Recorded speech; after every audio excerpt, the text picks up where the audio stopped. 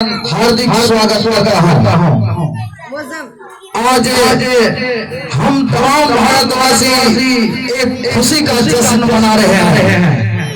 आज एक बच्चे के चेहरे पे खुशहाली नजर आ रही है। हमारे बूढ़े बुजुर्गों, माता बहनों सभी के चेहरे पे एक खुशी की झलक दिख रही है। तो आज इसी दिन हमारा संविधान बनकर लागू हुआ था, लिख करके लागू कर दिए थे हमारे देश ने। इस संविधान को लिखने वाले हमारे डॉक्टर भीमराव अम्बेडकर ने अपनी अहम भूमिका निभाई इसमें। उसके साथ साथ अनेक क्रांतिकारी देशभक्त भी इसमें शामिल थे, जैसे डॉक्टर राजा सर्वपल्ली राधाकृष्णन, भीमराव अम्बेडकर अनेक शामिल थे। मैं आज के झंडे के नीचे मैं उन सभी क्रांतिकारियों को, देशभक्तों को जो आज मेरे सामने नहीं है, मैं उन्हें नमन करता हूँ, श्रद्धांजलि करता हूँ।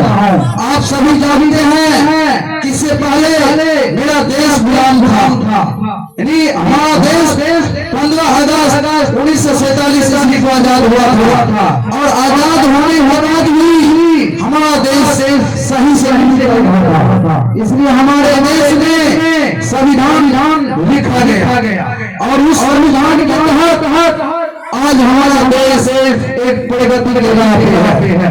फिर हमारे नन्हे बच्चे आज इस चीज को समझने के काबिल नहीं बन रहे हैं। बहुत ऐसे बच्चे हैं जो इस चीज को समझने के लिए तैयार नहीं है। मैं उनसे कहना चाहता हूँ, अगर आप इस संविधान को नहीं समझिएगा, ना देश को समझिएगा, तो आप सुरक्षित कैसे रह पाइएगा। सबसे पहले है आपको इस संविधान को समझना होगा, अपने देश को समझना होगा, तब जाकर आप अपने घर में सुरक्षित रह पाइएगा, तब जाके आपकी प्रगति होगी। आप लाख कमा के आ जाइएगा, लेकिन आपका देश सुरक्षित नहीं होगा, आप सही से नहीं रह पाइएगा। इसलिए आपको समझना होगा, इस तिरंगे झंडे को समझना होगा। मैं आवासीय विज्ञान शिक्षा निकेतन के प्रांगण में उपस्थित सभी बच्चों को ये आवाज जहाँ तक जा रही है, मैं सभी भारतवासियों को कहना चाहता हूँ कि आप सब कुछ छोड़ इस देश के प्रति कुछ याद कीजिए। उस नौजवान शहीद जो हमको ये संदेश देकर के चले गए हैं, उन्हें कुछ याद करने का प्रयास कीजिए। जब हमें मौका मिले जरूर उसको नमन कीजिए, उसे श्रद्धांजलि देने का काम कीजिए। आप इधर उधर जहाँ जो मन हो रहा है अभी आप कर रहे हैं, आप आजाद है इसमें। नहीं तो आप इतिहास को उल्टा के पढ़िए, आप देखिए तो किस तरह से हमारे भारत में अंग्रेज आए अपना हुकूमत चलाते थे और यहाँ के लोगों को जानवर की तरह जीना पड़ता था। जब एक पक्षी बंद पिंजरा में रहना नहीं चाहती है, तो ये मनुष्य के गुलाम रहते। तो मैं तो उनको धन्यवाद देना चाहता हूँ जिन्होंने मुझे ये आजादी दी। मैं उनको लाखों बार नमन करता हूँ जिन्होंने मुझे ये आजादी दी। हम अपने भाग्य को बेहतर समझते हैं, तो मुझे इस आजाद देश में पैदा होने का सौभाग्य मिला। हम इस आजाद देश में पैदा हुए, इसलिए मैं सभी से कहना चाहता हूँ कि कम से कम आप इस देश के लिए कुछ याद कीजिए। आज आपने इस तिरंगे झंडे को देख रहे हैं, इसमें आपको 3 रंग दिखाई दे रहे हैं। आप इसके मतलबों को समझिए, इसको समझने का प्रयास कीजिए। ये 3 कलर क्यों है? दूसरा कलर क्यों नहीं शामिल किया गया? आज सबसे ऊपर इसमें आप जा रहे हैं केसरिया रंग, वो हमारे देश के बलिदानों का प्रतीक है।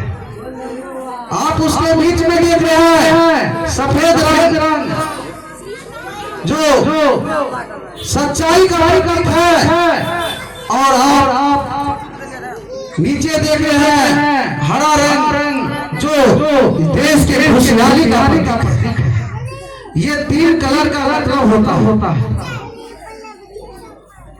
तो मैं तमाम अभिभावकों का अपने संस्थान में हार्दिक अभिनंदन करता हूँ, हार्दिक स्वागत करता हूँ। एक लाइन मैं अपने अभिभावक से कहना चाहता हूँ, अगर आप आवासीय अनुदान शिक्षा निकेतन में आप अपने बच्चे को पढ़ने के लिए हैं, तो मैं उनसे आग्रह करता हूँ कि आप अपने बच्चे को भूख समय से देने का काम करें।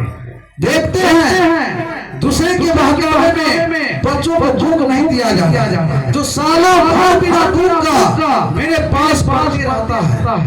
अब आप अंदाज कर सकते हैं, आप बिना औजार का कैसे आते हर चीज का इस्तेमाल कीजिएगा, संभव नहीं है। इसीलिए आप अपने बच्चों को भूख अवश्य देने का काम कीजिए, समय से दीजिए। हम देख रहे हैं जब सेशन समाप्त होने जाता है तब गार्जियन हमको कहते हैं कि सर बच्चों को 1-2 भूख कम से कम दे दिया।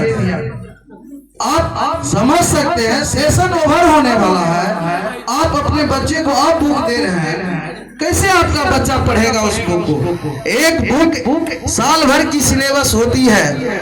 आप बच्चे को समय से बुक नहीं दीजिएगा, समय से उसको मान के चलिए बुक नहीं दे पाइएगा, तो कैसे एक साल की सिलेबस को खत्म कर पाएगा? कैसे हमारे शिक्षक पढ़ा पाएंगे उनको? हम पूर्ण रूप से तैयार हैं, गार्जियन को भी इसके लिए तैयार होने की आवश्यकता है। एडमिशन करा देने से, बैग कंधा में लटका देने से नहीं हो जाएगा, उस बैग में बुक भी होनी चाहिए। साथ ही अगर मेरे पास बच्चा आया पढ़ने तो उसकी देख रेख घर पे उसके गार्जियन का मेन वर्क होता है। कम से कम आप आधा घंटा निकाल करके अपने बच्चों के पास बैठिए, उनको देखिए कि सर जो होमवर्क दिए हैं वो बना पाया कि नहीं बना पाया। हम देखते हैं 50% से अधिक बच्चा यहाँ स्कूल आकर के वो होमवर्क बनाता है। इससे स्पष्ट होता है कि गार्जियन बच्चों को देख नहीं पा रहे हैं। अगर आपके पास वक्त नहीं है तो आप बच्चे को हॉस्टल में डालिए, तब आपका बच्चा सही रास्ता पे चलेगा। आप कभी 2 महीना 3 महीना पे एक बार कॉपी चेक करते हैं? नहीं, रोज कीजिए।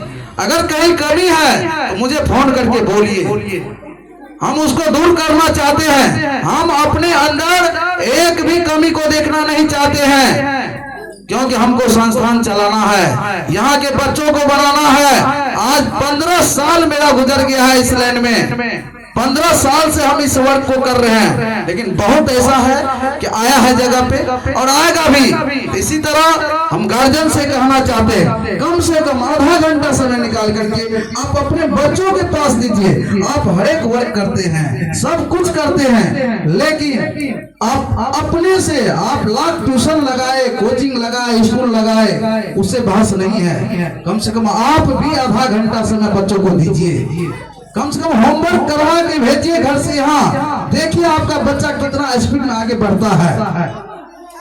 इसी के साथ मैं अपनी वाणी को विराम देता हूँ। जय हिंद, जय भारत।